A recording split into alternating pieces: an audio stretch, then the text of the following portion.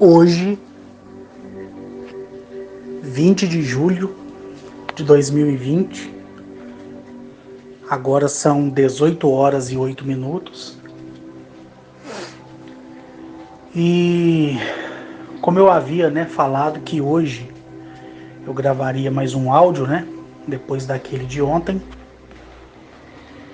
eu decidi falar sobre por que que eu usei a existência como sendo uma árvore de videira. Por que é que eu disse, que é uma videira verdadeira, Algumas pessoas que receberam, esse meu áudio de ontem e que pediram, para compartilhar com parentes, com amigos, com patrões, com marido e esposa, e eu autorizei. Dentre essas pessoas, algumas me procuraram no Facebook hoje. Dentre elas, quase 100% cristã,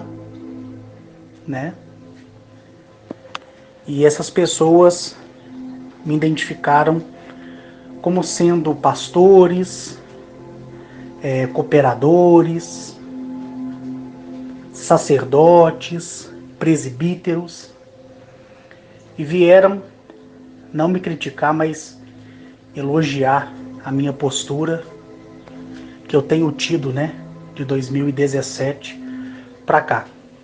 Porque, como eu falei para vocês, em 2016, movido pela emoção, que é um veneno para qualquer homem, eu critiquei, o Jesus do cristão, o Deus do cristão, o Espírito Santo do Deus que o cristão acredita. E mesmo essas pessoas aí, sabendo, que eu não acredito mais em Deus, nem em Jesus, nem no Espírito Santo, demonstraram para mim que o mundo estão fazendo os meios religiosos, se tornarem tolerantes a quem se predispõe em falar tudo ao contrário, que é o que eu falo aqui. Então hoje, um pastor chamado Humberto, ele se identificou e disse que eu poderia até falar de qual igreja ele era, da igreja quadrangular. Ele escreveu um texto no inbox lá do Facebook. O texto era muito grande, então eu só passei o dedo na tela do computador e imediatamente eu quis entender com agilidade o que ele tinha escrevido, E ali ele me parabenizava, agradecia por eu ter aberto, o olho dele, porque algumas coisas ele viu que de 2014 para cá está errado. E lógico, como ele mesmo diz, ele não tem coragem ainda de falar isso publicamente para a liderança, da presidência da congregação onde ele é pastor. E não só ele, como outros cristãos também, pessoas ligadas inclusive à macumbaria, feitiçaria, católicos, espíritas kardecistas, têm me procurado, porque entra naquilo, que eu falei para cada um de vocês ontem, que no mundo todas, não vou dizer todas as pessoas, mas em todos os países, pelo menos uma pessoa me ouve, tá? E hoje pela manhã, quando eu fui acessar o Facebook, eu vi aquela enxurrada, de mensagens naquela parte oculta do Facebook, que são as mensagens que você não tem acesso, Mas você tem que procurar, porque são pessoas que não te têm, nem você tem elas, como amizade em comum. E antes que eu obtivesse, né, a resposta dessas pessoas, até o momento agora que eu comecei a gravar esse áudio, eu tive que dar uma saída, né? E cheguei não faz muito tempo. E o que me deixou feliz, né, é saber que hoje as pessoas do meio religioso, de um modo geral, estão ouvindo, né, aquilo que eu tenho para falar. E o que conquista não é a minha história em relação a esses seres que são os homens e mulheres do espaço. Todos eles, quando eu perguntei e obtive resposta imediata, e outros até esse presente momento não me responderam, eu perguntei por que a minha palavra alcançou eles. E os que puderam responder na hora, porque estavam online, disseram que não tem como acreditar num homem que fala tão abertamente de coisas que antes ninguém tinha ouvido. E outros responderam, né? Eu te ouço porque você não explora ninguém. E quando ele disse explorar, eu entendi que ele quis dizer que eu não peço dinheiro para ninguém. Porque tudo que eu faço é de graça. E isso me deixa muito feliz. E mesmo se eu precisasse trabalhar, coisa que hoje não preciso mais, eu iria trabalhar, mas ninguém, nem no céu, nem na terra, nem debaixo dela, iria me sustentar. Ninguém. Nem governo, nem colegas, nem família. Ninguém. Então isso me deixa muito feliz. E na mensagem, como eu toquei, né, sobre a palavra videira verdadeira,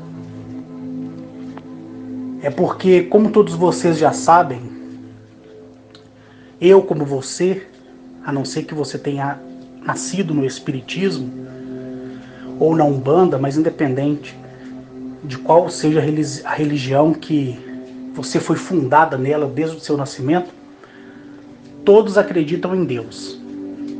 Todos. Até o ateu, ele acreditou um dia em Deus. Né? Porque ninguém nasce ateu. Ao longo da vida é que nos é introduzida, né, a história de Adão e Eva, a história da Arca de Noé, correto? Eu vou usar o termo história com H, tá? Em respeito às pessoas religiosas que me ouvem, tá? Então a gente cresceu com isso, aprendendo a rezar o Pai Nosso, quem é católico, Ave Maria, na verdade. Quem é espírita, participar de uma mesa branca. Quem é budista, aprender a entrar e acionar todos os seus chakras. E aí vai, não é verdade? Então, quando eu disse, né, que para mim, pro Carlos aqui, a existência, ela é uma árvore, eu poderia colocar o nome de qualquer árvore. E por que eu coloquei a árvore videira, né? Videira. Justamente porque eu vim, como qualquer outro ser humano, de um berço religioso. E eu li muito as Escrituras. E já falei em áudios com vocês que eu queria muito mesmo, que existisse realmente um Deus. Eu queria realmente que Jesus Cristo fosse real. Eu queria que realmente a essência da presença do Espírito Santo realmente existisse. Eu queria. Porque eu acreditei nisso no passado. Eu dobrava os meus joelhos, eu orava, né? Eu congregava, eu subia aos montes, Sempre fui respeitado no meio religioso. Levava a ferro e fogo a palavra de Deus. E para mim, quando fui a primeira vez para fora do planeta e vi toda a beleza do planeta Galamiak, mas antes de chegar em Galamiak, eu estive na nossa lua, essa mesmo que você vê na fase minguante, crescente, cheia e nova. Então, um homem comum, doente, 3 dias depois do primeiro contato, ser levado para o céu, ver do céu o seu planeta ficar para trás, olhar do espaço e ver que aquela forma esférica do planeta é justamente o que o livro diz, a enciclopédia diz, e que os filmes um dia narraram, mostrando filmes que mostram o planeta de fora para dentro. É lógico que as cores são mais vivas e a mesclagem de combinação de cor vai além do que se apresenta nos livros. Tudo depende de como está a energia da consciência do planeta. Tem hora que o nosso planeta está todo verde, 100%, e com alguns rabiscos, né, azuis. Outra hora o nosso planeta está todo acinzentado, com algumas faixas, né, azuis e brancas. Tem hora que o nosso planeta está todo verde e azul e marrom. Então depende de como está a consciência do planeta. E isso não se explica. Não se explica. E somente um astronauta que está lá em cima trabalhando na estação internacional, ou fazendo algum tipo de manutenção, ou levando suprimento, é que pode dizer para a humanidade assim: o Carlos fala a verdade. Só ele. Só ele. Qualquer astronauta que seja. Que eu sei que foi lá para fora. E que está orbitando essa esfera viva. Então, quando eu fui na base lunar, no lado oculto da Lua, que é um complexo cidadélico muito avançado, e vi a nave de Galamiak acoplar no que parecia acoplamento de estaleiros de navios para manutenção, e dali fui transportado para o solo lunar interno e vi homens, mulheres, crianças de diversas aparências físicas, diversas cores, diversos tamanhos. A minha mente deu um nó. Olhar aqueles telões que não tinha nenhuma base de sustentação, simplesmente telas holográficas passando de um lugar para o outro. Esferas vindo na sua direção, jogando feixe de laser em você e te mapeando. Ao mesmo tempo que aquele laser passava pelo seu corpo, na retaguarda daquela esfera aparecia o seu corpo biológico falando. Biologicamente falando, desculpa. Ali, a esfera na minha frente, do tamanho de uma bola de beisebol. Outrora a esfera era menor do que uma esfera que existe naquelas rodas de rolimã, bem pequenininhas mesmo. E aquele feixe de luz que me mapeava fazia eu próprio me ver projetado na minha frente, vendo o meu coração bater, vendo os meus vasos sanguíneos dilatar para que o sangue passasse. Ali eu podia ver a temperatura do meu corpo interna e externa. Eu podia ver as partes do meu corpo que estavam doentes. Eu via os tumores no meu estômago. Eu via a podridão do meu fígado. E eu via a escuridão no meu intestino delgado. E o interessante é que as partes doentes eram mapeadas e separadas da minha biologia humana. Pelo menos ali, naquela projeção que aquele equipamento altamente tecnológico fez para começar o mapeamento, para que eu pudesse ali estar. Só que a Bíblia não me falava disso. Ninguém nunca me falou disso. Quando eu dobrava meus joelhos para orar, nenhuma revelação sobre isso vinha na minha mente. Nada. Nada, nada, nada. E eu me lembro que eu fui seguindo a tripulação daquela nave, e foi uma coisa muito rápida. E quando eu retornei para dentro da nave de Galamiak, para poder atravessar o portal dimensional, que são os grandes arcos de abertura que tem atrás da nossa Lua, e que faz ponte para outros sistemas e outros universos e outras galáxias, eu pude ver, que nem eu já contei para vocês, cruzadores interplanetários que é 1000 vezes maior do que um navio de cruzeiro de altíssimo padrão de luxo que existe no nosso mundo. Eu não sei se você já viu um navio cruzeiro de perto e viu a magnitude da sua altura. Imagine ele multiplicado por 1000. E você olhar, você está posicionado na horizontal, a 30 graus, a um ângulo meio que vertical, e você vê aquele monstro daquela embarcação interestelar atravessando um lado, e você esperando ver ela do outro lado, e simplesmente ela não aparecia. Porque no momento que ela entrava naquele fluxo de abertura temporal, enquanto a metade dela estava no nosso sistema solar, a frente que já tinha passado já estava em outro mundo. E quem explicava isso para mim? Ninguém. Mas eles queriam, aquela tripulação de Galamiak queria que eu pudesse ver aquilo. Até que eu comecei a compreender. E eu me perguntei, onde estava Deus? Será que Jesus estava vendo aquilo?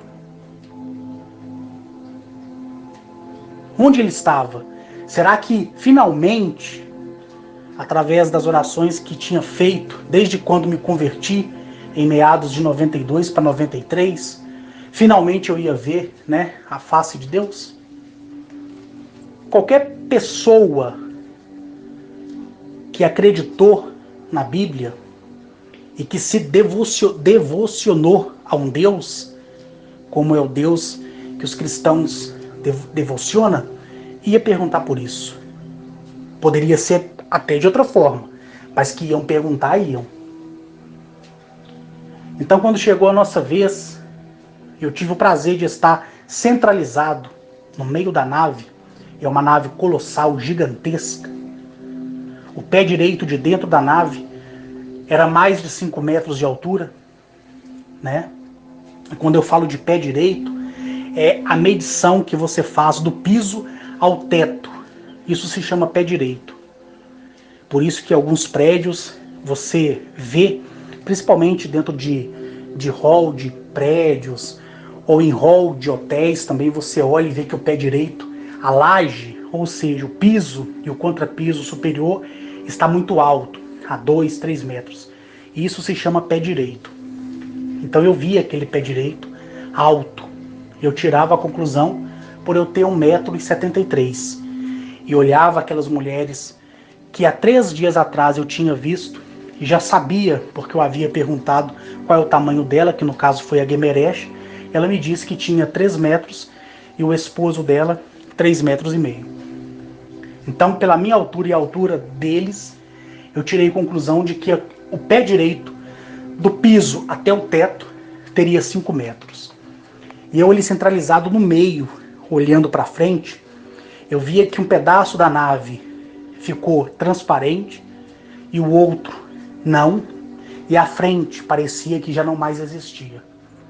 Justamente para que eu pudesse contemplar a energia do fluxo do eixo Tember, conectado à consciência de qualquer corpo planetário, desde que ele seja biológico, criado a partir da matriz divina. Porque há diferença de um planeta criado, biologicamente falando, e há a diferença daqueles planetas que são criados de forma artificial, como também já narrei tantas vezes. Tantas vezes, né? E lembrando que nunca ninguém sequer comentou disso em lugar nenhum. Eu tenho muito orgulho e satisfação de ter trazido as informações palpáveis, plausíveis, que inclusive foi levado no meio científico, em laboratórios, né, de engenharia mecânica, onde eles criaram pequenos mini arcos para poder colocar em conclusão e discussão a minha narrativa que eu fiz no vídeo, que eu não me lembro se é entre o 30 e o 33, que eu conto de uma raça réptil muito avançada, criadora de mundos. Então isso me deixa feliz. É ver que a ciência me ouve e coloca em questão as minhas palavras e faz testes com isso. E eles viram que realmente o que eles usaram naqueles arcos fez com que houvesse um acoplamento magnético, lógico, né, porque foi algo criado dentro do laboratório, mas que viesse corroborar, né, ou colaborar com a minha narrativa que fiz no meu vídeo entre o 30 e o 33, mas me parece que é o 33. Então, você olhar aquilo e não ter sabedoria nenhuma, porque ninguém ali, dentre os cidadãos de Galamiak que estava para lá e para cá na nave, bateu no meu ombro e disse assim: olha, o que você está vendo é isso. Eles deixaram eu ver, porque eles sabiam que eu não era de muita pergunta, que a vida inteira eu gostei só de observar, olhar, ver, né? E ali, quando eu atravessei, eu vi aquele portal, né, aquele fluxo multicor que parecia arco-íris vivo, várias luzes emanando, várias coisas emanando, e eu falei, é agora, né? Quando aquelas luzes acabaram, eu estava em um outro sistema solar, regido por 2 grandes sóis. Eu vi um planeta entre eles, onde 4 anéis rodeavam aquele planeta, uma infinidade de luas, aquele planeta todo colorido, lilás, azul, esverdeado. Eu pude ver várias grandes outras naves. Algumas se apresentavam, né, como caramujo, só aquela casca do caramujo, né? Outras se apresentavam somente como dando a entender que era no formato de uma traça. Coisas grandiosas feitas de metal e que eu nem sonhava que era um metal que tinha propriedade viva. Que em alguma época atrás descobriram, né? E fundiram as partículas de átomo mineral com as partículas da energia do átomo biológico vivo. E criou consciência. Para mim era só uma máquina gigantesca que podia voar, que eu chamava de nave. Certo? E eles nunca pronunciaram essa questão nave. Sempre disseram máquinas inteligentes. Então, quando eu aproximei de Galamiak e vi aquelas luas roxas, laranjas, amarelas, com branca, e ali, quando a nave desceu, eu não senti muita inércia, mas eu pude ver a energia fluir, né, daquela atmosfera pura. E quando ela rompeu, né, toda a resistência do planeta, todo planeta tem quando você entra após a sua atmosfera. Isso é normal. Eu pude ver grandes palácios que pareciam ser feitos de vidro, que na verdade eram feitos de cristal. Grandes palácios, templos, onde a metade era ouro, porque brilhava muito, e a metade para cima, cristal. Então eu acreditei que ali, né, ali naquele momento, eu ia conseguir, né, ter as minhas respostas para tudo. Porque se eu disser para vocês que eu sabia no que eu estava pensando, eu não sabia. Porque eu não conseguia raciocinar direito. Eu me lembro que depois que eles colocaram um colar no meu pescoço, esse colar se transformou em uma máscara, aí sim eu pude respirar na atmosfera do planeta, porque eu não tinha passado por nenhum procedimento de alteração genética, né? Então, o oxigênio ali seria tóxico para o meu sangue, né? Até que eles depois, com o tempo, me transformaram de dentro para fora. Mas eu me lembro que quando eu vi todos ali me esperando e conheci pela primeira vez a Gnachete, ela pediu que eu atravessasse por uma piscina. Imagina só uma passarela gigantesca. E no meio dessa passarela há um corte. E esse corte faz menção a uma banheira, uma bacia, uma piscina olímpica. Porém, não tem estrutura dos lados. Mas ali você vê a água. E parece que a água está parada no ar. E você não consegue ver haste, você não consegue ver cabos, você não consegue ver piso. É uma separação. Mas nessa separação, no meio dela, a água. E foi aí que eu atravessei essa água sem medo, sem nada. E eu pude respirar dentro dessa água. E eu percebi que por mais que eu já tenha nadado em piscinas, em mares, em lagos, né, até mesmo mergulhado dentro da banheira da minha casa, a densidade e a composição densa da água, ela era totalmente superior à água que nós temos aqui no mundo. E quando eu atravessei dentro daquele bolsão de água que fazia a separação de um pedestal a outro, de uma passarela a outra, e eu cheguei do outro lado, a própria Gnachete já estava lá. E ela não passou comigo. Depois, anos mais tarde, eu via que ela se locomovia mais rápido do que a velocidade da luz. Como eu já contei também para vocês. E ali, ela me entregou um roupão bege. Quando eu coloquei aquele roupão bege, que parecia um roupão, humanamente falando, que a maioria de nós temos na nossa residência, para quem não gosta de usar toalha, usa roupão após o banho. Aquele roupão, ele se ajustou no meu corpo, literalmente. Parecia que ele tinha sido construído, feito para mim. Eu caminhei com ela, eu não consegui olhar para o rosto dela, nem para o rosto de nenhuma mulher, nem de nenhum homem ali, de tão lindo que eles são. Eu olhava o peito da mão dela e via aquela brancura.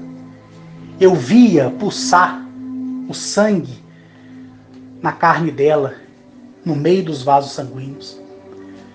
Eu via a brancura do cabelo dela e de todos ali. E quando eu me atrevi, porque a beleza era tanta, então eu tive o atrevimento de olhar para o rosto dela, porque para todos os outros eu ficava de cabeça baixa, eu vi aqueles olhos cinzas e eles se moviam. Não é aquele olho, nem aquele olhar estático que você olha, mesmo você movimentando um pouco o seu globo ocular de um lado do outro. O olho dela e deles lá emana luz. É como se aquela parte da íris, acinzentada dos olhos, ela fechasse e abrisse. Energia pura.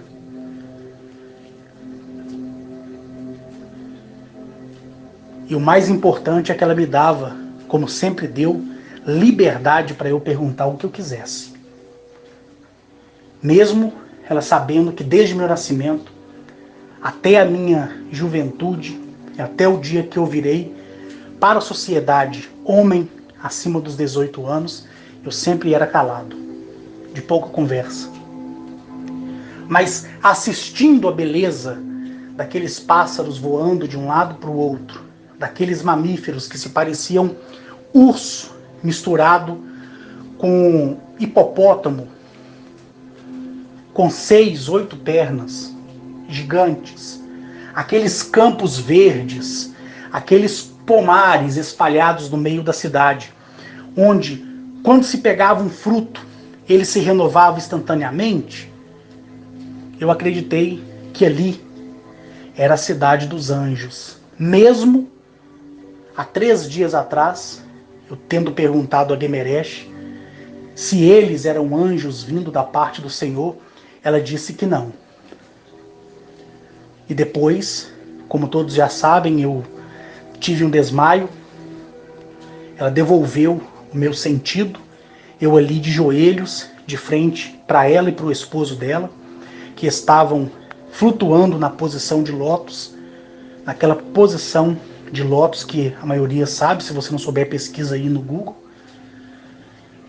Eu perguntei novamente para Guemeresh, foi Deus quem mandou você aqui? Eu nunca vou me esquecer. Ela disse assim, quem é o teu Deus?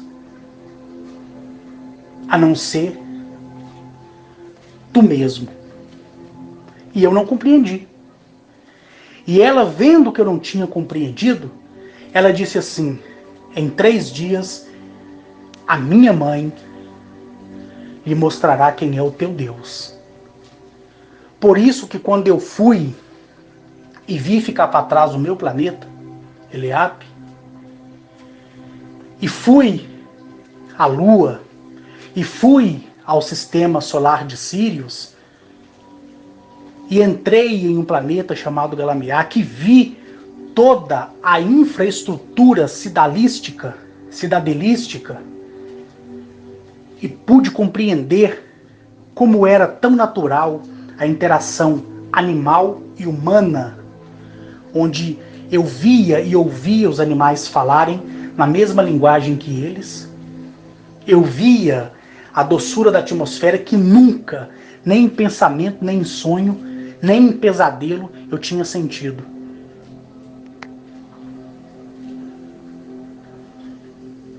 Eu me lembro que eu passei por um grande templo gigantesco, que quem sou eu para dar a medição específica, mesmo se eu quiser usar um sigilo, ou perguntar agora mesmo a Gnachete, ela vai me dizer, mas eu não quero saber, quero que para mim seja sempre uma incógnita. Eu olhava para os pilares daquele templo e eu via que ele era tão grande que ele ultrapassava as nuvens. Eu via aquelas escadas gigantescas onde eles davam 2 passos e eu tinha que dar 5. Eu calço 39,40. Né? Os pés de Gnachete, quando ela tinha 3 metros, media 55 centímetros de comprimento por 16 de largura.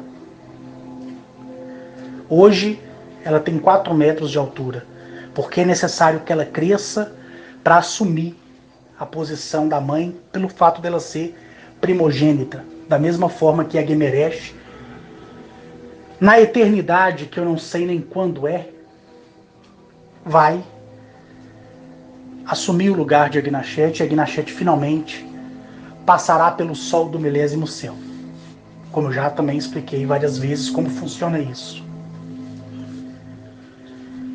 Então eu lembrei do que a filha dela tinha dito para mim há 3 dias atrás.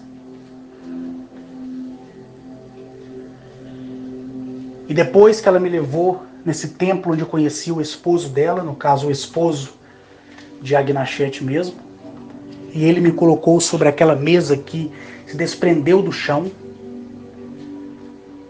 parecia um metal muito líquido, que ao mesmo tempo que tinha aparência líquida, tinha aquela proporção, né, enrijecida, mas que se movimentava. E ali eu sentei, deitei, esse metal absolveu aquela vestimenta, eu fiquei novamente nu. Eles inseriram dentro de mim um objeto que na época, quando eu falei dele, eu fui muito criticado. As pessoas disseram: isso aí eu vi no filme Matrix. Quem dera se aquele objeto lá que foi inserido naquele personagem fictício de Matrix fosse esse. Quem dera. Então, quando aquele elemento robótico orgânico foi colocado dentro de mim, ele foi colocado para limpar todo o meu corpo, porque eu estava podre por dentro. E eu não senti dor, não vi abertura na minha barriga, não vi nada. Só minha madrinha ela pode dizer. Semelhantemente a uma mulher grávida que sente, né, a criança passando de um lado para o outro, aí cria aquele caroço, né, na barriga da mulher quando a criança se move.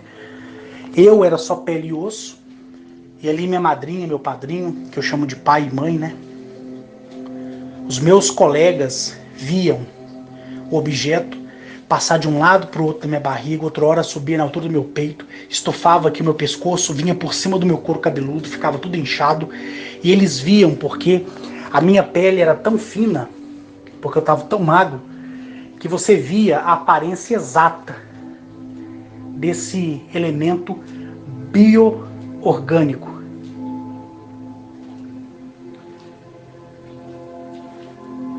Às vezes eu estava deitado de bruço, eu sentia ele passando no meio da minha coluna.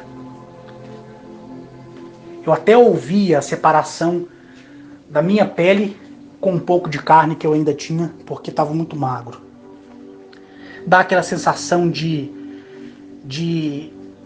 como se fosse uma cãibra na cabeça. Como se você estivesse ouvindo areia cair dentro do seu ouvido.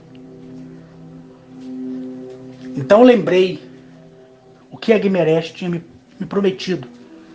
E aí quando a gente foi para um segundo templo, onde ela me levou, e eu vi ali as pessoas de uma beleza que não tem como dizer. Não tem. Adolescentes, anciões, tudo perfeito. Tudo perfeito. Todos com o cabelo do mesmo tamanho, a cor da pele, o olho cinza. Lógico que facialmente falando eles tinham características distintas, mas cada um tinha uma beleza sempre superior ao outro, mas quando você colocava em empate, ninguém era melhor do que ninguém. Porque ao mesmo tempo que eu achava aquela mulher lá bonita, aparecia outra, e aparecia outra, e aparecia outra, então a beleza deles se renova todos os dias. São imortais. A carne deles, a matéria deles é feita à base de silício, né? Então, eu subindo nesse templo, chegou a uma certa altura que as escadas estavam molhadas. E eu fui subindo, e a Guinachete me esperando, porque o passo dela é maior do que o meu, os degraus são mais largos do que o meu pé pode alcançar. Então, em cada degrau eu dava 2, 3 passos para passar para o próximo degrau. Né? E ali, eu fui subindo, quando eu olho para minha retaguarda, eu via que aquela água que escorria chegava a um certo ponto do degrau, ela era absorvida pelo próprio degrau. Parecia que o degrau tinha esporos, que absorvia aquilo, mas não aparecia. E eu fui subindo, até que a água chegou um pouco acima do calcanhar de Guinachete, ficando um pouco para baixo. A água não cobriu o pé completamente, o peito do pé dela, como também o peito do pé de qualquer outro que estava ali. Os que eram adolescentes, os que estavam ali, até a água chegava a cobrir às vezes. No meu caso, a água veio quase na altura do meu joelho. E era uma água morna. E eu olhava ali aqueles pilares, aquela arquitetura, aquele desenho, aquela arte naqueles pilares, que causaria inveja em qualquer arquiteto.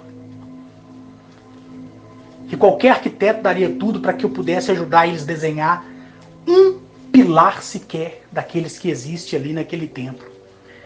E o templo ele não tinha teto, porque você não via. Não via.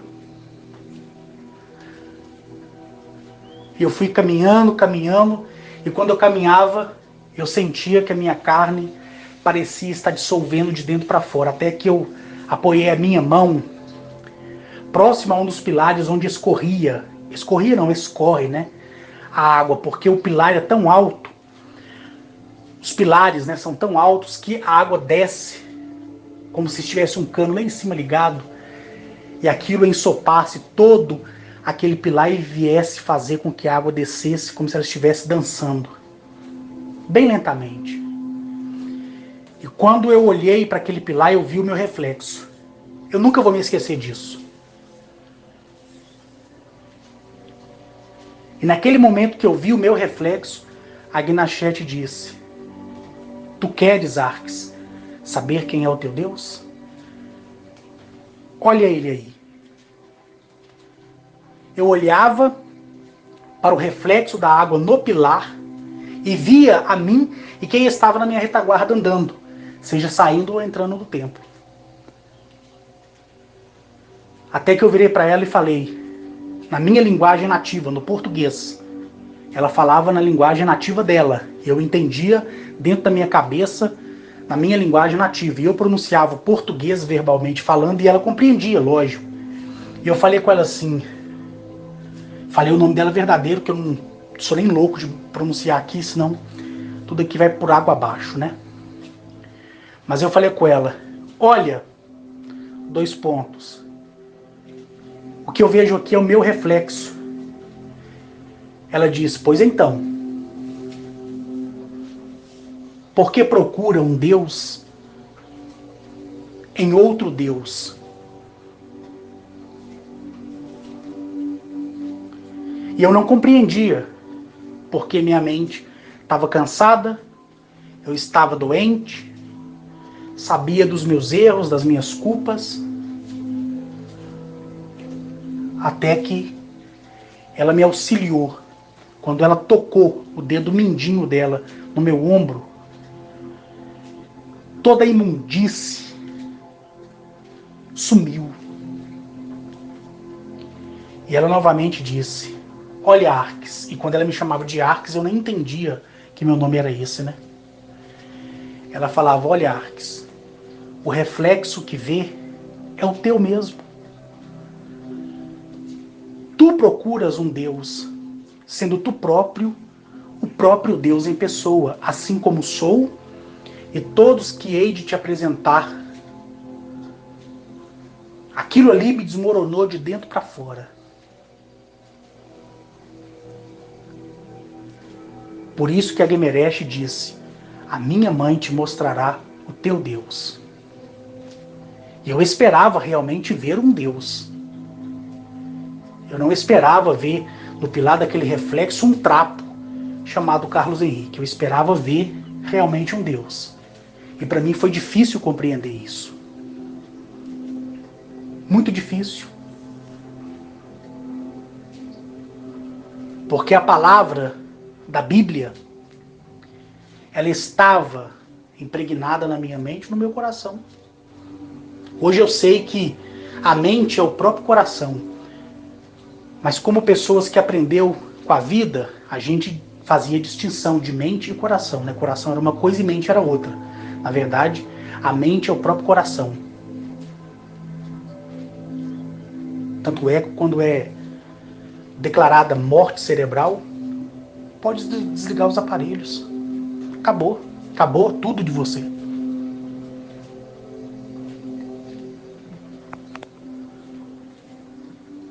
entenderam? Então eu subi, até que meu corpo não aguentava mais. E eu olhei para os meus dedos e vi os meus dedos cair da mão como se eu fosse um homem leproso.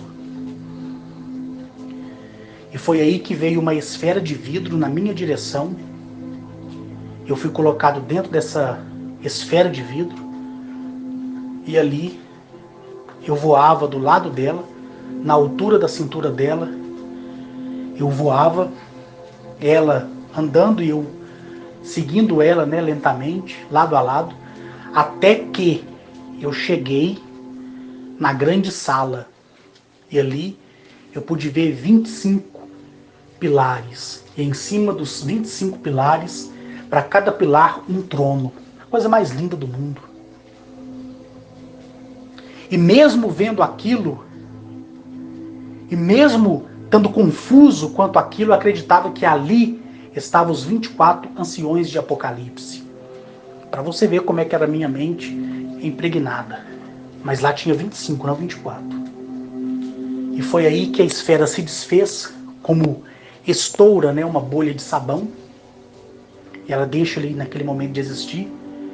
E eu fui flutuando. Foi a primeira vez na minha vida que, sem nenhum suporte de máquinas voadoras, nem nada do tipo, eu voei.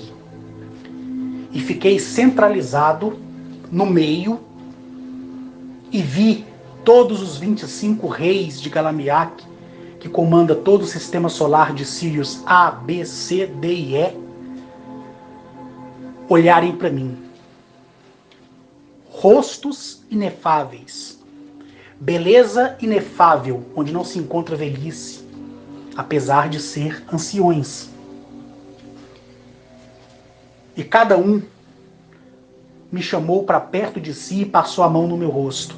Passou a mão no rosto de um homem imundo, de um homem que há anos atrás, nem sequer imaginava que essas coisas existiam. Eles me aprovaram. E o interessante é que as rainhas estavam posicionadas, né, em um outro lugar do planeta Galamiak mesmo, e pelo rosto deles eu vi também o rosto das rainhas. Ou seja, se eu estivesse lá junto com as rainhas, eu veria o rosto deles. É a coisa mais linda que não tem explicação. Mas nunca ninguém pode roubar isso de mim. Nunca. Nem isso, nem nenhuma das experiências que eu tive e tenho e continuo tendo. Depois que houve a minha aprovação, eu fui pousando lentamente. Os meus pés entraram naquela água. Todos ali pararam e olharam para mim. Todos. Porque naquele momento a aprovação foi. Mais tarde eu soube, né? Porque a Gnachete, ela me escolheu quando eu ainda era uma centelha que vagava no fluxo da existência. Eu era um fruto sem casca, sem polpa, sem semente, sem ramo. Ela simplesmente me escolheu. De onde ela me escolheu, ela olhou todos os mundos à minha volta, piores e melhores. E ela me disse assim que ela abria a palma da mão dela e via aquele grão de areia brilhando, que é a centelha, mas com uma visão mais aprimorada você vê que ela tem o formato de uma flor de lótus, como eu já expliquei para vocês. Ela olhando, ela já sabia tudo que eu ia ser. E tudo também que eu não podia ser. Ela sabia quantas vezes eu ia chorar. Ela sabia quantas vezes eu ia ser enganado na vida. Ela sabia o tanto que eu iria me isolar e odiar a minha própria espécie, né? Ela sabia de tudo isso. E enquanto ela procurava um mundo para mim, esse planeta aqui, chamado Eleap, Ele aceitou o meu nascimento aqui. E ele programou o meu nascimento para o dia 4 de outubro de 78. No dia 13 de outubro de 78, às 22 horas, minha mãe estava indo para o hospital. No dia 4, horas depois, eu estava vindo nesse mundo.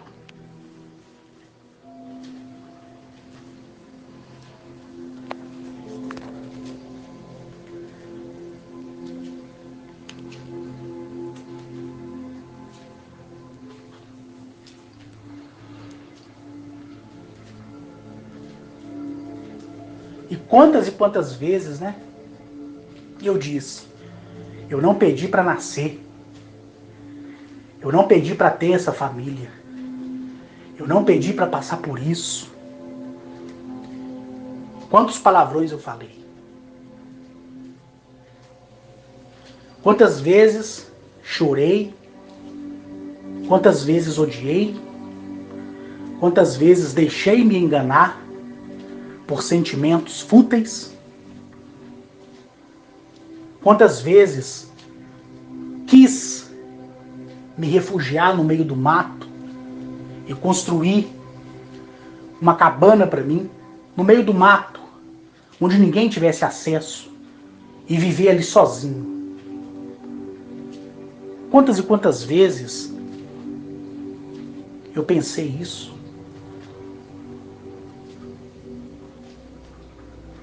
Então, no momento que a Gnachete me escolheu, quando ela simplesmente escolheu, eu fui a primeira partícula jogada na existência pela metade do coração da arquiteta e do arquiteto de tudo, como também já expliquei, onde formou um único coração que dissipou em bilhões e trilhões de partículas, de átomos. E a partir dali, tivemos direito à vida. Por isso que somos deuses.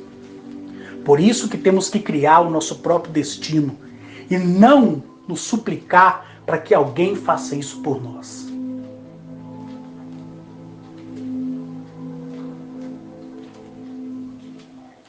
Mas quando ela pegou ali a minha centelha, que poderia ser a sua, da sua mãe, da sua avó,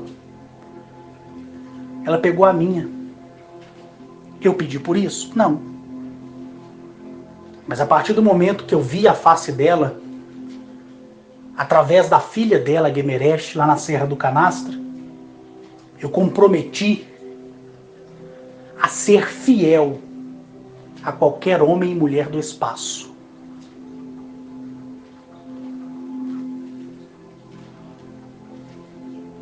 E sou. E o resto é que se dane. Por isso que eu sempre fui áspero, grosso e rude em dizer que a sua opinião não difere em nada do que eu sou nem do que eu vivi. Porque talvez se você tivesse vivido a minha vida ou nascesse na família que eu nasci, talvez você teria partido desse mundo há muito tempo. Então, no momento que ela mesma me disse que me viu quando eu ainda era um grão de areia no formato de uma flor de lótus, que toda centelha é, e ela buscava um mundo para que eu nascesse, e Eleap me escolheu, e houve uma tratativa entre Eleap e ela, naquele momento quando ela me entregou para o núcleo lópede do planeta, e através da coabitação sexual, o meu pai fecundou a minha mãe e começou a gerar a vida, Eleap, através do momento que minha mãe pisou no chão para ir ao banheiro urinar depois de uma transa bem feita,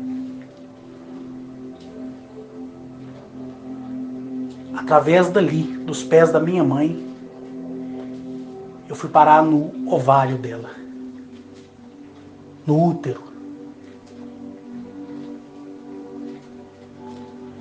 E a própria Gnachete me disse que quando ela voltou para o planeta dela, ela foi perante a mãe, o pai e os 24 reis e disse: aquela centelha que eu escolhi, eu quero que no futuro nasça de dentro de mim. Então, quando eu fui em Galamiaque e fui até os 25 reis e as 25 rainhas, foi para que houvesse aprovação, para que esse homem imundo aqui, esse mesmo imundo aqui, tivesse o direito de nascer no ventre de Agnachete a partir de 2036. E eu fui aprovado. Fui aprovado. E quando eu olho para ela, para a beleza dela, eu sei que o dia que eu nascer do ventre dela, eu serei um homem bonito.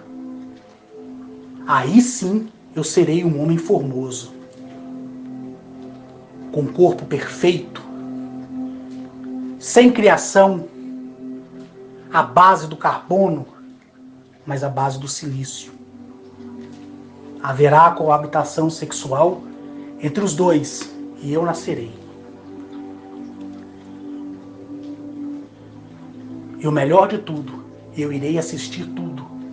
Porque essa carne aqui e o corpo de silício que existe dentro de uma realidade paralela, que é o nosso corpo de segundo plano, ele vai ser levado para Grempec. Lá eu vou ser dissolvido, vou virar pó. E a minha consciência será colocada dentro de um globo de vidro e entregue a ela. E naquele momento que ela coabitar com o marido dela, que também é um príncipe, herdeiro direto da primogenitude, aí naquele momento, quando o esperma dele se fecundar em Agnachete, ela vai derramar sobre a barriga dela os meus restos mortais. E aí a minha consciência vai prosperar no útero dela.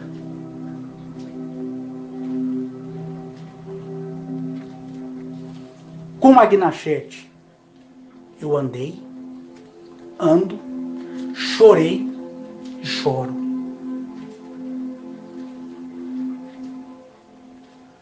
Quantas e quantas vezes eu brinquei com ela em planetas que ela me levava e me levam até hoje, planetas no ápice do seu desenvolvimento, e dentro daquela orla, daquela praia de águas amarelas, por consequência ainda da formação daquele planeta,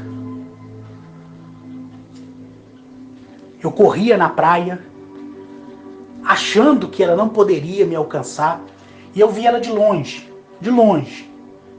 Depois de 4 quilômetros, 5 quilômetros corrido, eu olhava para minha retaguarda e via ela longe, parecendo um palito, bem longe. E quando eu pensava nela, ela se movia na velocidade do raio. E na hora que ela parava perto de mim, vinha aquela onda de choque, de vento, que me arremessava nas águas daquele oceano. Por isso eu digo para vocês que, se eu for contar todos os meus momentos com Agnachete, Atilil, Mereconoab, Arnetoliel, Zamaniel, Aca, Cariabá e todos eles que eu já tenho mencionado até o dia de hoje, e os que eu ainda nem mencionei, todos vocês não irão parar de chorar.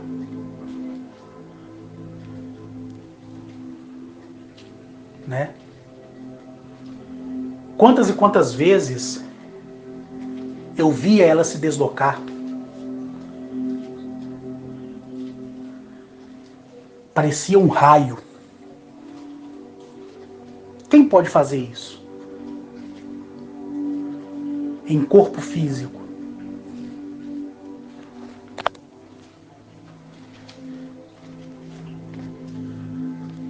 Quem?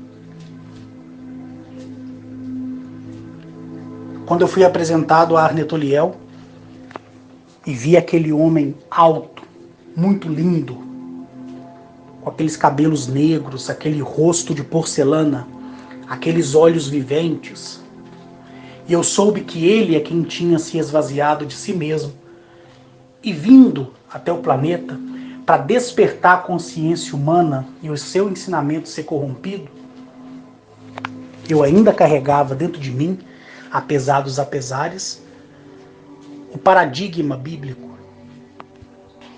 Quem ouve os meus áudios e já ouviu eu repetir isso trocentas vezes, sabe do que eu estou dizendo.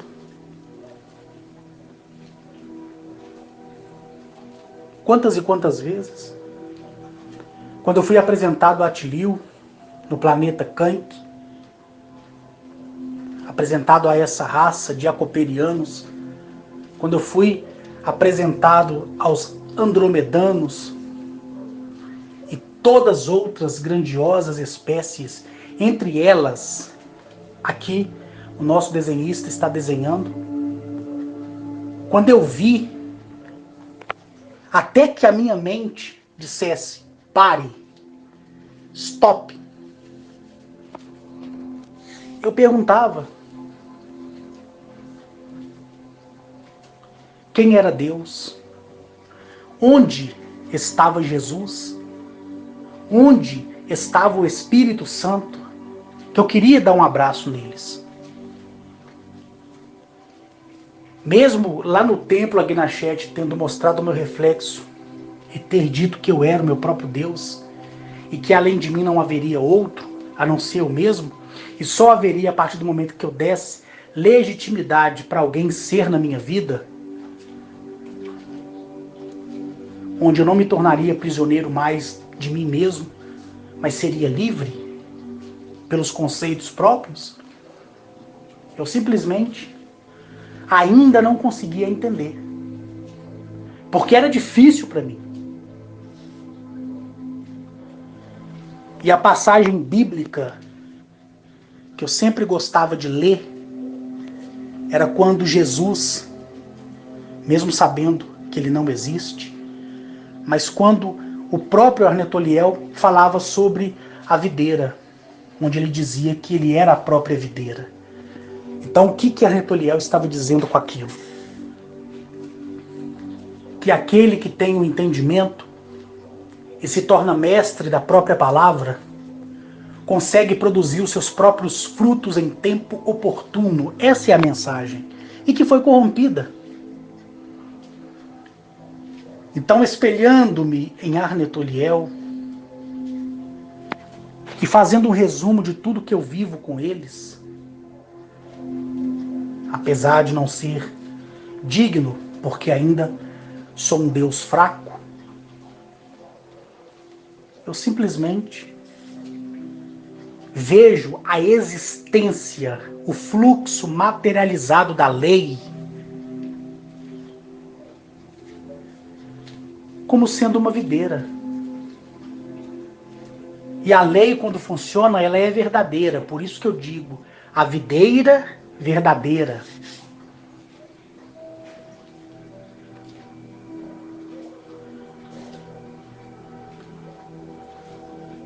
Cada um tem a sua quantidade de frutos.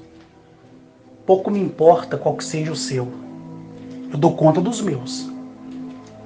E eu sei que se algum cair, foi porque alguém me atirou uma pedra. E aí, eu irei me renovar novamente. Quando eu fui levado por Agnachete, no centro da criação, ultrapassando todas as barreiras existenciais, e quando eu vi o corpo de Agnachete virar uma bola de luz, e vi trocentas, bilhares, trilhares, quadrilhares, quinquilhões, sexilhares de luz, nem sei se existe essas palavras que eu mencionei aqui,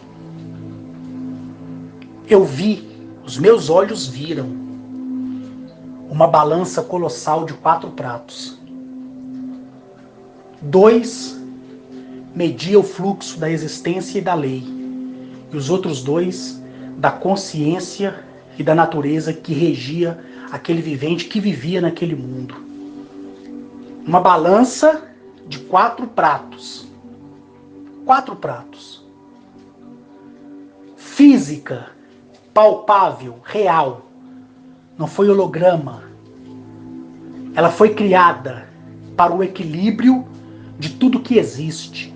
E ela foi construída manualmente pela alta primogenitude da primeira e da 8ª geração, desde a fundação do conceito dos mundos, que dentre eles, a sua grande maioria eu não conheço nem por pensamento.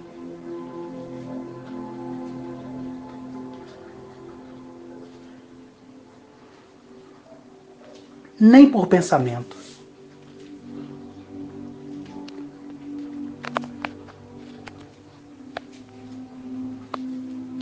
depois que aquela bola, semelhantemente ao sol, veio na minha direção e criou forma física, eu vi um ser que eu não tenho aqui palavras para dizer, por isso que eu até engasguei. Eu só lembro que ele colocou a mão no meu ombro, eu senti a minha carne começar a se desprender de dentro para fora.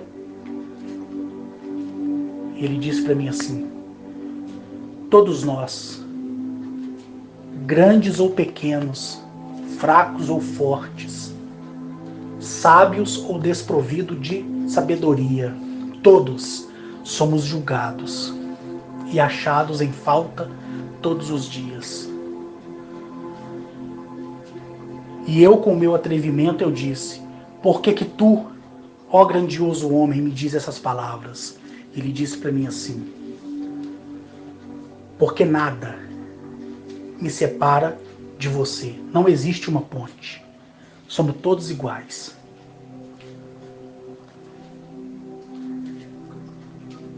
E eu pensei, poxa, um ser da alta e da mais nobre, altíssima primogenitude, 82º na hierarquia da criação, vinha até a mim e me dizer isso? O que é que eu vou esperar de mim mesmo? Nada. Eu vou viver e aprender que a vida é além da compreensão da minha expressão e da minha forma de olhar.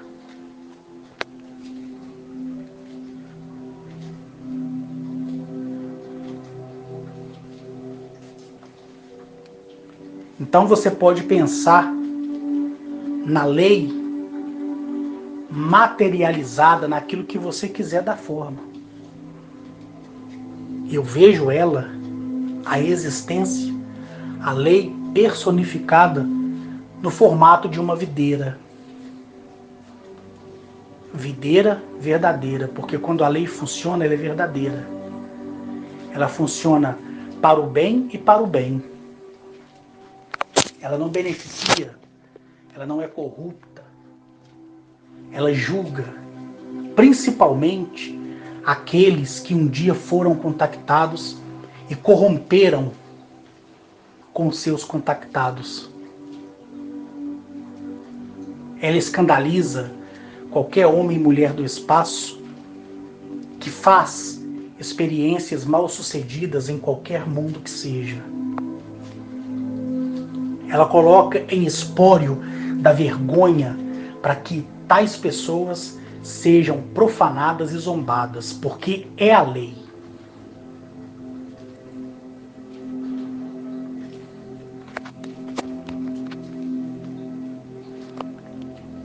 É a lei. É a Constituição Universal de tudo que existe. E você não precisa ser advogado, nem promotor, nem juiz para entender. Você tem que ter caráter para entender. Você tem que ser homem e mulher. Você não pode ser criança mimada, importuna, pirracenta, porque senão você vai só se afundar. E essa lei dessa videira verdadeira, ela é impiedosa. Eu que o diga. Eu que o diga.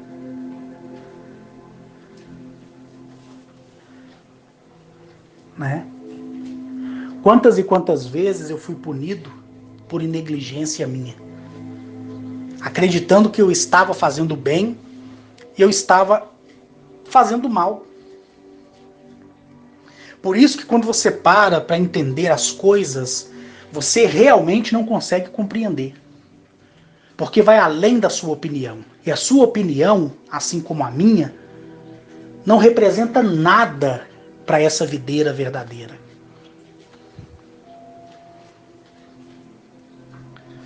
Essa videira, palavra de lei, personificada em uma árvore, onde os seus códigos são os seus frutos, né, por assim dizer, esses aí pode ser amargo na tua boca como pode ser doce no seu ventre.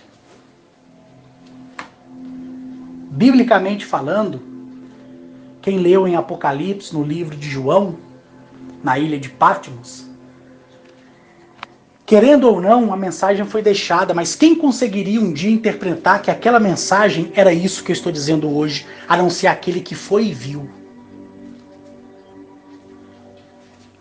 Quando João experimenta o fruto da videira, ele diz: esse fruto é doce na minha boca, mas ele desce como fel para o meu ventre. Por quê? Porque você querer estar lá em cima é muito fácil. Você respeitar a sua posição é que é difícil. Não é porque eu tenho a primeira e a sétima visão que eu posso ficar espionando mulheres nuas. Não é porque eu posso atravessar paredes que eu posso entrar dentro de um cofre, de um banco e pegar dinheiro. Não é porque eu posso voar, literalmente, que eu posso assustar um piloto no céu. Não é porque eu tenho 7.023 códigos e sigilos que eu posso usar como bem quiser. Parece doce na boca, mas não sabendo mastigar e mastigando o fruto, a semente errada, vai descer como um fel para dentro de você mesmo. E quando esse fel descer e amargar, sai de baixo. Não tem ninguém que te livra. Ninguém. Nem a arquiteta de tudo e o arquiteto de tudo te livrará. Porque eles estariam indo contra os princípios que eles criaram, que é a videira. Os frutos são os códigos penais. E o Código Penal, apesar de eu não ser advogado e nem querer ser, e nunca serei, os códigos penais, eles carregam 3 elementos, que são os mesmos elementos que carregam a profecia, como diz a palavra que se chama Bíblia. Todo Código Penal, ele te exorta, ele te consola e ele te edifica. Se ele não tivesse esses 3 princípios, como tem a profecia, propriamente dito, não criariam-se emendas dentro desses códigos para favorecer ou para executar a lei. Tudo é uma questão de princípio. E as pessoas olham para mim, me veneram, né, achando que eu sou o expert, né? Poxa, Carlos, você fala de uma forma tão maravilhosa que eu nunca vi ninguém falar. Se eu falo assim é porque eles falam muito mais do que eu. Eu apenas sou um replicador daquilo que eu ouço. Todo bom aluno, como eu já falei para vocês, todo bom aluno, ele ouve. Ele só ouve. Ele não interrompe o professor. Ele ouve. E todos que ouvem, aprendem. Não sei se você lembra da época em que você estudava, não sei. Mas aquele aluno que era o mais calado da sala de aula, ele era o mais inteligente. Ou eu estou mentindo aqui? Já aqueles baderneiros, aqueles que ficavam arremessando papel de um lado do outro quando a professora saía, aqueles que ficavam em pé sempre atrás da porta de castigo, aqueles, em meados de outubro e novembro, tremia as pernas porque sabia que ia ficar de recuperação. Não é verdade? De recuperação. Já aquele coitado, né, aos olhos dos outros 35 alunos ou 40, vai lá da capacidade que tinha a sala de aula na sua época. Na minha época era 35 alunos só. Né? Todos aqueles 34 alunos ali ficavam zombando ele.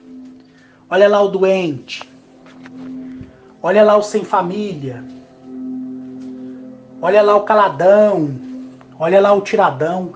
Mas é o tiradão aqui que sempre passava no segundo bimestre. A média era 25, no segundo bimestre já estava com 50, né? E para passar, na época a média era 60.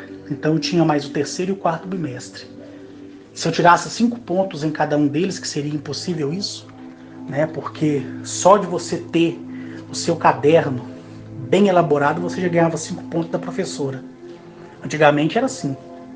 Só de você não falar na sala de aula e deixar o professor explicar, você ganhava 1 ponto. Então mesmo eu sem fazer prova e trabalho, eu já ia passar do mesmo jeito. E eu sempre ficava calado. Então quando eu fui a primeira vez para fora do planeta, a primeira coisa que eu pensei é: fica calado, porque aqui você não sabe de nada. Aquele ser que vem ali, ele parece louva-a-Deus, mas pode ser gafanhoto. Aquele outro que vem ali parece ser uma rã, mas é um réptil. Não é um anfíbio, é um réptil. Aquele ali que parece uma ave, na verdade, é um insectoide. E aquela face triangular, que parece ser triangular, é octogonal. Então fica calado, porque aqui você não sabe nada. É isso que eu falava para mim. Depois, com o tempo, eu fui amadurecendo. Eles sabiam que eu sempre ficava calado. Eles davam legitimidade para que eu pudesse, né, perguntar. Olha que interessante, agora são 19h25 da noite e o galo cantou. Olha para vocês verem, o galo cantou. Entendeu? Por quê? Porque a existência sabe que o que eu estou falando aqui vai transformar a vida de trocentas pessoas por aí. Então até a natureza vibra.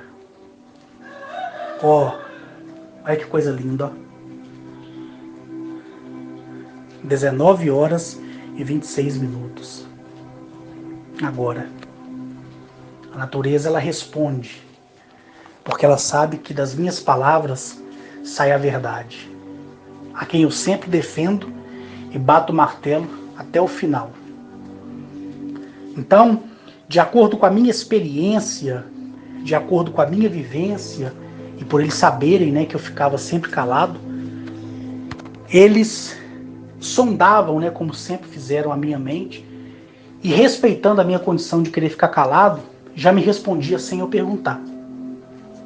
E quantas vezes eu, na base lunar, e a primeira vez que eu tinha sido levado no planeta Teireles, né, na Federação, que é um planeta que parece ser todo de vidro, né, ele é aquela esfera de vidro, e dentro daquela esfera de vidro você vê uma cidadela gigantesca, né? Então, falando da base lunar, quantas vezes eu passando, né, sobrevoando a base lunar, eu via aquelas naves gigantescas destruídas, né, na superfície lunar, aquelas estruturas, né, até do nazismo na superfície lunar. Eu via grandes complexos, né, cidadélicos, domos gigantescos de vidro quebrados pela metade, complexo feito do que parecia ser concreto, pré-fabricado, também ali destruído, né? Naves literalmente fincadas na vertical, com a metade para dentro, né? E a outra metade para fora, e uma parte quebrada. Carros de transportes que pareciam ser micro-ônibus sem roda, mas que sobrevoavam a base lunar através do magnetismo do teto para o assoalho, que forçava em uma contração do sistema gravitacional que é bem inferior, né, da Lua em comparação ao da Terra, né, ao de Eliape. E aquilo me deixava encantado. Até que um dia eles me apresentaram, né, pela terceira vez a Mazaziel, que é o líder da base lunar. Ele é o líder do Concílio dos Cinco. E Mazaziel autorizou eu caminhar na superfície lunar. E ali eles colocaram um dispositivo na altura da minha barriga, entre o peito e o estômago, né? E ali aquilo se expandiu e eu fiquei encasulado dentro daquela roupa. E quando eu fiquei encasulado dentro daquela roupa, eles permitiram que eu saísse na superfície lunar. E eu andei ali não com aquela lentidão, né, que a ciência, a física, né, diz que você vai caminhar em passos lentos na Lua. Não, eu caminhei com o meu caminho aqui no dia a dia, porém fazendo um pouco mais de força, mas nada que... É como se eu estivesse caminhando dentro da água e se a água estivesse da minha cintura para baixo. Então vai haver um pouco daquela resistência. E eu não vou dizer para você fazer isso aí se você faz natação, porque a densidade do meu corpo é diferente da sua. Na verdade, a sua altura é diferente da minha. Mas é você imaginar você submerso, né, da cintura para baixo, caminhando. Você vai sentir um pouco, né, da densidade, um pouco de resistência, mas você caminha e você não cansa. E ali eu fiquei solto. E a um lado, o lado leste, né, da Lua, acima da sua superfície, a 86,4 graus, eu vi o teto, ou seja, o cabeçalho do nosso planeta ao longe. Mas a coisa mais linda, eu fui caminhando, chutando um pouco daquele pó, que na verdade é uma areia magnetizada, né? Você pode pegar ela na sua mão, quando você solta ela para cima, ela vai descer e prefixar, porque a Lua ela é artificial, correto? E aquele minério que existe ali, na verdade, são espórios, né, de ímã. É como se você pegasse um ímã aqui no planeta e triturasse esse ímã a nível de um pó de ferro. É assim que é. Entenderam? É assim que é. E ali eu fui perto das naves caídas na superfície da Lua. Eu entrei em complexos que estavam abertos, os que estavam fechados. Eu não tinha código para aquilo. Mas lógico, né? Eles me supervisionando de onde eles estavam. E eu pude ver, né, a destruição de uma antiga guerra que houve, né? Então aquilo ali me trouxe uma sensação de alegria por saber que eles confiavam em mim, mesmo eu mesmo não confiando. Entenderam? E eu sempre procurava saber mais, mas sem perguntar nada a ninguém. Eu entrei em naves cilíndricas, esféricas, né? Trapezoidais, octogonais, que estão ali até hoje, no formato de sucata mesmo. A metade da nave está de um lado, a outra metade está a 5, 6 quilômetros dela. Por causa do impacto da queda, a nave se dividiu, se desfragmentou. Eu entrei na cabine de comando das naves, coloquei a minha mão, que não conferia com a impressão digital daquela mesa de comando, mas eu quis fazer aquilo por uma questão pessoal, né? Então, são coisas que ninguém nesse mundo tira de mim. São coisas que eu vivi, vivo e viverei quantas vezes eu quiser. Eu estou aqui agora, já são 18 horas e 32. Desculpa, 19 horas e 32. Né? Eu estou aqui agora. Se eu pedir a um deles para que me leve daqui para um determinado planeta que eu já conheci, ou outro que eu ainda quero conhecer, é na hora. Não tem esse negócio, depois nós fazemos isso, ou nós faremos isso para você, não. É na hora. Às vezes eu, conversando com pessoas, né, de forma pessoal, eu disse para essas pessoas, né, que eu cheguei a um status de até enjoar de tantos lugares que eu já fui. E as pessoas falam assim, poxa, Carlos, se fosse eu jamais enjoaria. Enjoaria sim. Porque você sabe que você pode estar ali a qualquer momento. Você não precisa implorar, você não precisa pedir, você não precisa se martirizar.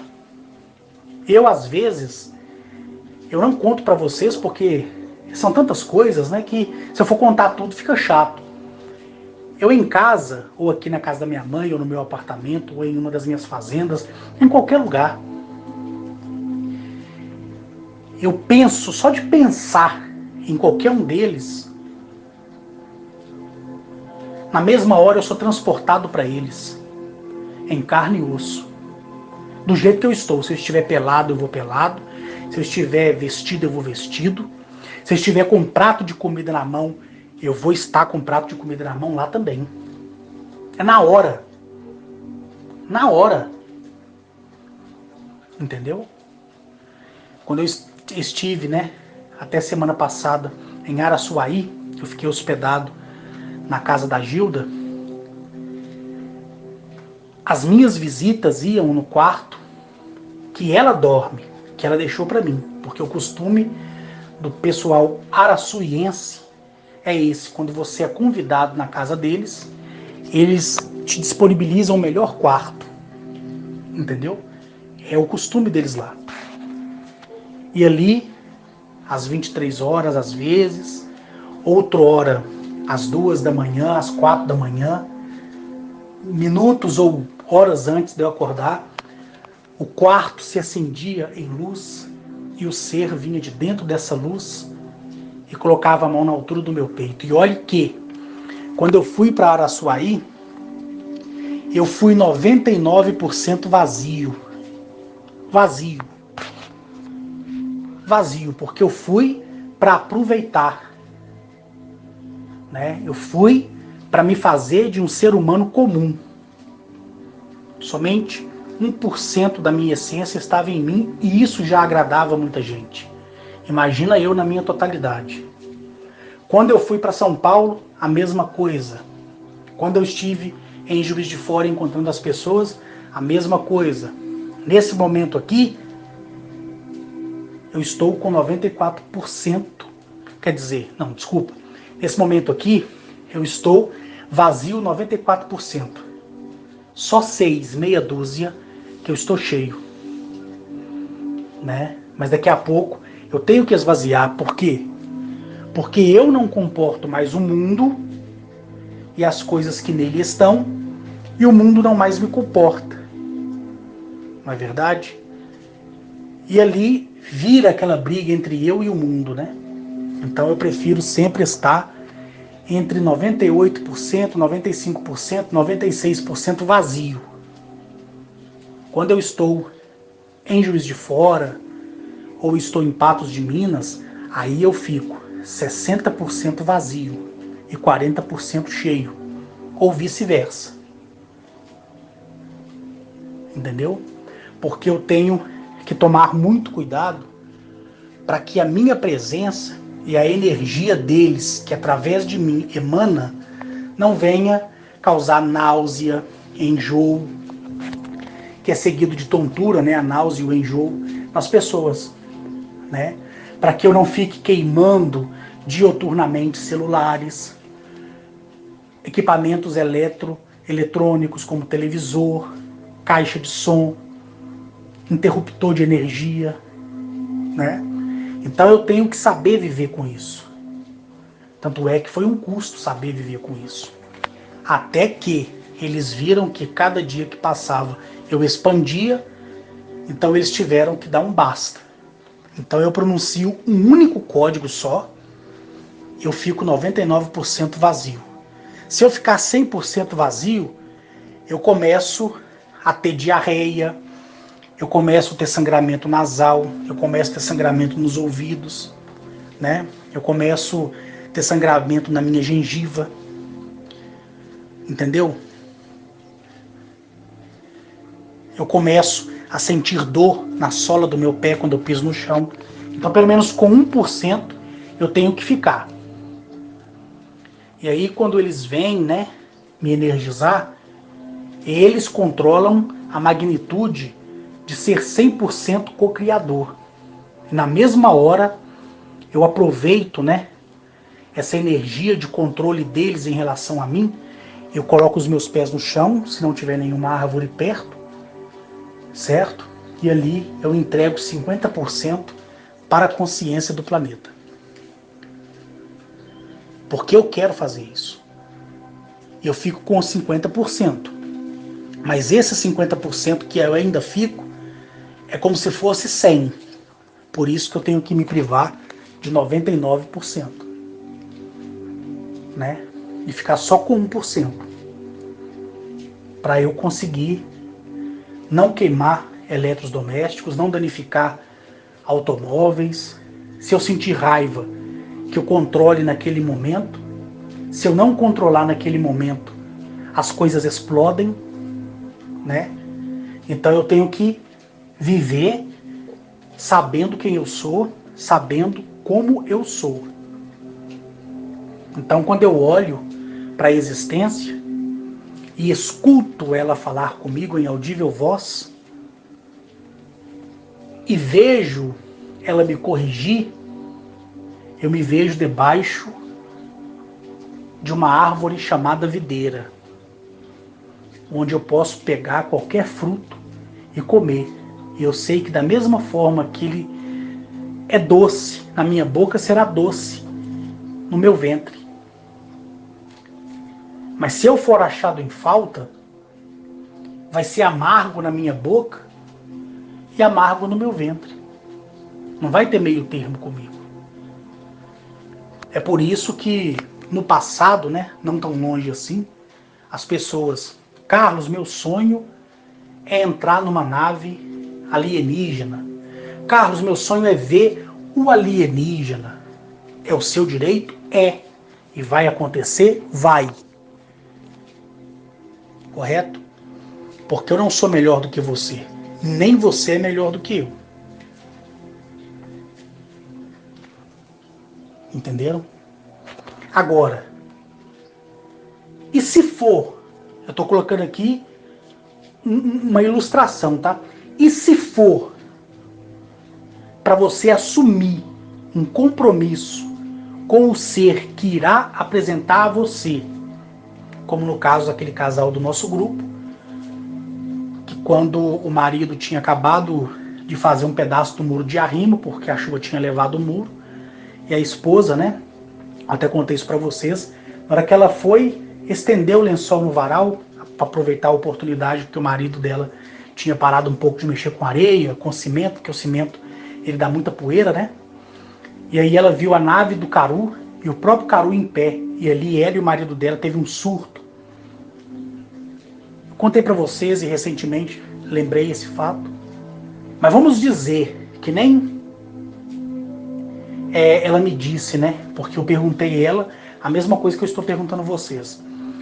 E se Caru, ele dissesse assim, fulano e fulano, a partir de hoje, eu quero que vocês, né, estejam atentos ao que eu vou falar, e se vocês quiserem, vocês transmitirão o que eu falar para vocês, mas primeiro eu falo para vocês.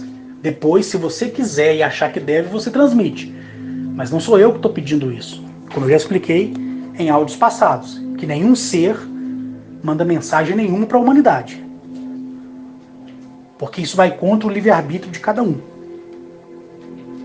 Agora, o contactado que recebe a mensagem para ele, porque os seres falam com ele, no caso, comigo. É eu que decido transformar aquilo que eles falam comigo como um ingrediente para que você tenha uma vida melhor. Aí é uma questão pessoal minha. Por isso que eu sempre afirmei que ninguém precisa sequer acreditar em mim. Porque a partir do momento que eu disser para você que você tem que acreditar em mim, eu vou ser um tremendo filho da puta. Tá entendendo? Você tem que ser livre para acreditar. Livre. Então, as pessoas disseram, Carlos, como esse casal disse no dia, quando eu gravei o áudio do Caru falando e mostrei para vocês, né? Eu conversando e o Caru interagindo. As pessoas disseram, eu quero ver o Caru, porque o Caru tinha prometido que ele ia visitar alguém. E não foi só esse casal, foi outras pessoas. E o estado de espírito da pessoa, que no caso o estado de espírito seria o estado emocional, né, da pessoa, está de uma forma e daqui a pouco está de outra. Por quê? Porque enquanto fala dos homens do espaço é uma coisa, quando você está com eles é outra. Da mesma forma que esse casal que viu em carne e osso o próprio Caru ir na casa deles à luz do dia. E a pergunta que eu faço, e se algum homem ou alguma mulher do espaço se apresentasse para você agora? Não me venha responder por mensagem não, tá? Que eu não quero saber a sua opinião. Ela fique com você. Mas se caso um homem do espaço agora se apresentasse a você como realmente ele é, independente da sua forma biológica ou do seu estado de espécie, anfíbio, réptil, ave, né? Adrômitos, Bectus, Noriaton, qualquer uma das formas que se apresente e dissesse para você, fulano, a partir de hoje você receberá pessoalmente as minhas mensagens e você decidirá o que você fará com elas. Só que não é simplesmente receber, eu tenho que te provar.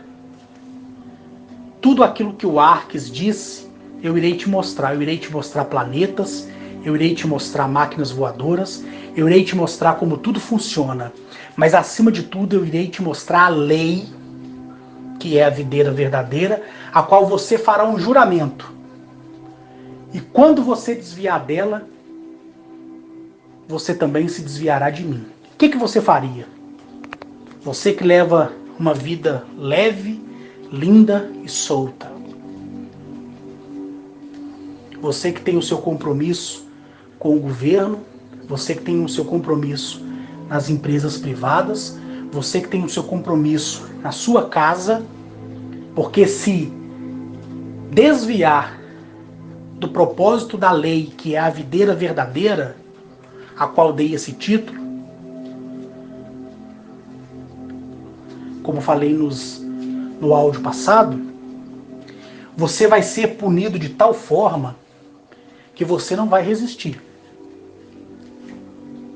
Você vai mendigar o pão de cada dia. Você vai sofrer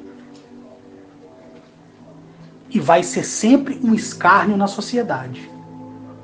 Tudo porque você não cumpriu a regra mais básica, respeitar a lei. Usar os artefatos que foram lhe dados de presente contra a sua própria espécie, para interesse comum. Você vai virar um pó. Pó. Né? Por isso que quando eu comecei a me desviar,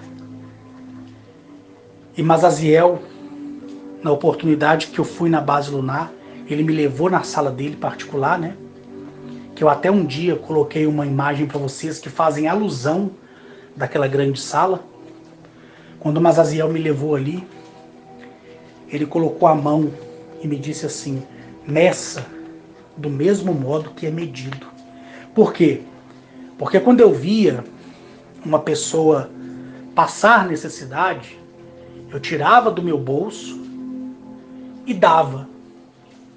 E eu não conseguia aceitar e compreender o porquê que aquela pessoa estava passando por aquilo.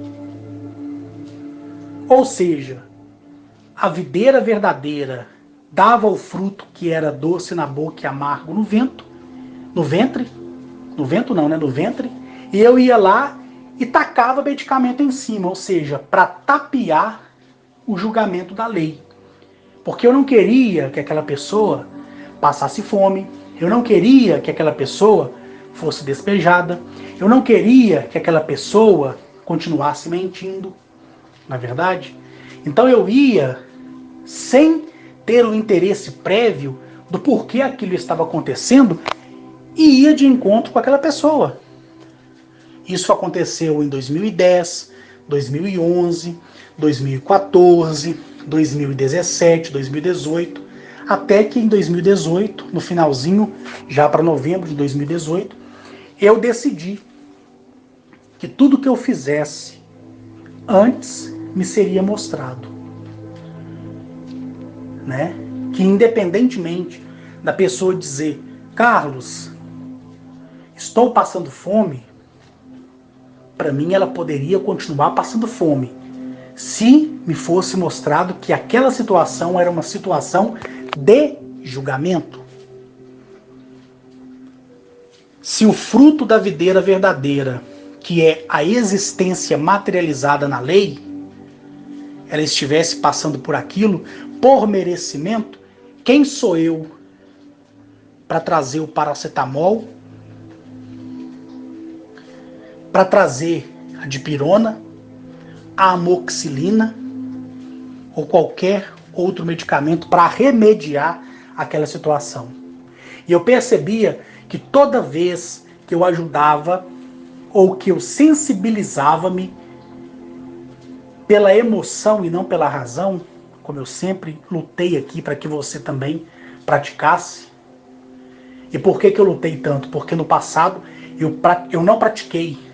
Né? No passado eu não pratiquei e passei apertado. Passei apertado mesmo, até eu compreender no finalzinho de 2018. Então, quando eu entendi, eu falei, opa, é duro ver um homem passar fome com a família? É lógico que é. Ver um homem doente, uma mulher doente, um filho nascer problemático? É. Mas eu não posso ser o Deus dessas pessoas, porque eu não tenho direito de ser. Tá entendendo? É duro a pessoa ser despejada, a pessoa vir picar o pé na bunda e mandar na rua. É duro? É, porque é um ser humano. Eu não preciso conhecer para desejar o bem dele. Mas aí, no passado, anterior a 2018, como eu já narrei várias vezes, pessoas que eu ajudei, dando caminhão para trabalhar, montando oficina mecânica porque me pedia, quando me conheceram a partir de 2016, quando eu abri a boca e disse que era e sou bem sucedido financeiramente, muitos vieram a mim por interesse, outros não, né? Então eu ajudei. E ali na roda do bar, essas pessoas zombavam de mim. Estavam usando o meu dinheiro para comprar droga, para comprar cigarro, para comprar pinga, para comprar cerveja, para ir ao cinema, né? Para tomar sorvete, para pagar a internet, para fazer plano de telefonia de pré-pago para pós-pago, e ainda zombava de mim. Né? Pessoas que eu ouvia dentre as dimensões, como eu ouço muita voz na minha cabeça, como eu já disse para vocês, por isso que eu sempre estou perto de um som, por isso que eu estou sempre perto de uma televisão, por isso que eu sempre tenho uma música de fundo tocando, né? Por isso, para que eu não repita aquilo que as pessoas estão dizendo na minha mente, e é pessoas do mundo inteiro. Tanto é que eu tenho laudos psiquiátricos que prova a minha saúde mental. Que inclusive eu vou até entregar em mãos no Dr. Cláudio quando eu for agora em Juiz de Fora. Todo psiquiatra e psicólogo, inclusive a esposa do Dr. Cláudio, é psicóloga, eu falei com ela assim, fulana, você acha que eu sou louco? O que ela me disse é aquilo que todos os outros psicólogos e psiquiatras dizem. E olha que eu estive na casa dela, a convite do esposo dela, que é o Dr. Cláudio, mais a turminha que veio do Rio de Janeiro. Ela até fez arroz com alho para mim. Enquanto o pessoal comia churrasco, eu comia arroz com alho. E ela ali, olhando nos meus olhos. Porque você pode mentir para qualquer pessoa, mas você não consegue enganar um psicólogo, nem um psiquiatra. Você pode achar que enganou, mas não engana. Né? Então, dentre esses compromissos, eu sentado no sofá, ou deitado no chão, vestido ou pelado, eu ouvia em audível voz, do mesmo modo que você está me ouvindo aí pelo seu aparelho, falar essas pessoas no meu ouvido assim, olha, eu conheço um homem que fala de alienígenas, é um homem tão bom de coração, mas ao mesmo tempo é tão trouxa. Ele me manda R$ 1.500 por mês. Eu ligo para ele chorando, ele me ajuda. E para mim foi doído. Para mim foi doído. Não pelo valor do dinheiro, né? Porque graças ao arquiteto e arquiteto de tudo, qualquer 10 milhões de reais para mim é como se fosse 10 centavos. E eu quero que também seja para você. Eu quero que 10 milhões de reais para você seja 10 centavos como é para mim. E vai ser. Porque essa é minha palavra e minha palavra é lei. E nós temos que comer do melhor dessa terra. Porque é isso que ela quer. Até que chegue o nosso dia de ir embora. Por isso que eu falo para vocês até o dia de hoje. Então, R$ 400 para mim, R$ 1.000 para mim, 5 mil, 10 mil, não é nada. E me desculpe você me ouvir falar isso, mediante essa pandemia mentirosa, onde você está desempregado e recebendo auxílio emergencial. Me desculpa. Eu quero dizer aqui para você entender que sempre eu fiz, não do que me sobrava, mas do que me era de melhor. Porque R$ 100 para mim é 10 milhões. 10 milhões para mim é 1 bilhão. Porque eu equiparo nessa equivalência o valor das coisas, coisa que a maioria não faz. E você ouvir, você tirar do seu bolso e matar a fome de alguém. Você tirar do seu bolso e não deixar alguém ser despejado. Você tirar do seu bolso e remontar a oficina de alguém. Você tirar do seu bolso e dar um novo caminhão para alguém, porque o dele foi roubado ou incendiado e não tinha seguro. E a pessoa zombar de você pelas costas é o fim da meada, não é verdade? Então, eu fui acumulando isso. Acumulando. Na república onde eu residi, o que tinha de gente vagabunda que comia nas minhas costas, só o Alisson pode dizer. Só o Alisson pode dizer. O Alisson ficava até nervoso quando eu deixava de ir no restaurante para poder cozinhar porque o fulano não tinha nada para comer. Eu deixava de ir no restaurante para comer arroz e feijão com outra pessoa. E por que eu fazia isso? E faço quantas vezes for necessário. Para dar o exemplo, porque nada é em vão. E aí eu me congelei completamente. E nessa minha ida, em 2018, já no finalzinho, né, em novembro de 2018, na base lunar, Mazaziel, ele encostou a mão na altura do meu peito e ele disse assim: olha, Arques, nessa, da mesma maneira que te medem, para que você não sofra, para que tu não sofra. Porque eu ficava chateado. E na mesma hora, eu senti que o meu sentimento, ele se trancou.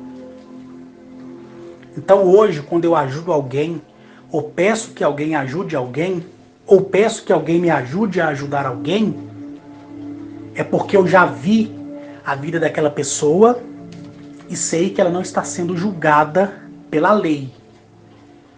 Que nem o fruto passou pela boca dela.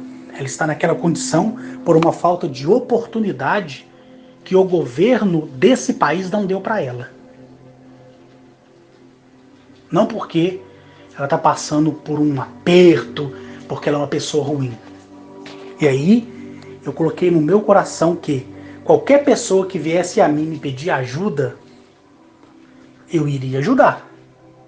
Mas quando viesse, o faça o deles. Poderia passar 10 anos, 1000 anos, mas que viria e vem.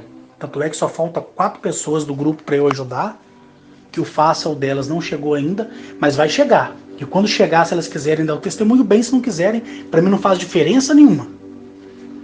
Que eu nunca pedi que as outras fizessem, não é verdade? Então, eu aprendi a ser racional. Então, quando eu olho para a videira verdadeira e estou debaixo dela, eu vejo os frutos dela. E se eu vejo os frutos, eu sei que cor é. E se eu sei que cor que é os frutos, o que eu vou fazer? Eu vou pegar, comer e saber mastigar. E o saber mastigar é julgar. Julgar por razão e não por emoção. Porque quem come um fruto e engole sem mastigar está sempre emocionado, porque está a base do sentimento de fome. Então, se você pegou a fruta, comeu sem mastigar, você está agindo por emoção, para matar a fome. Mas se você mastiga, você vai degustar o sabor. E é esse degustar que vem o sentimento da razão e nunca da emoção. Por isso que a lei Asto é, para mim, a pessoa personificada numa videira. E a lei, por ser severa, por isso que ela se chama lei, com todos os argumentos que hoje falei para vocês, ela vai continuar sendo o seu fruto, os códigos penais para mim. Que no montante vai me absolver ou me condenar. Em qualquer tempo que seja oportuno. Porque nem eu, nem ninguém da alta primogenitude, por mais experiência e vivência que tem muito além de mim, eu não chego nem aos pés, né? Ninguém escapa da lei.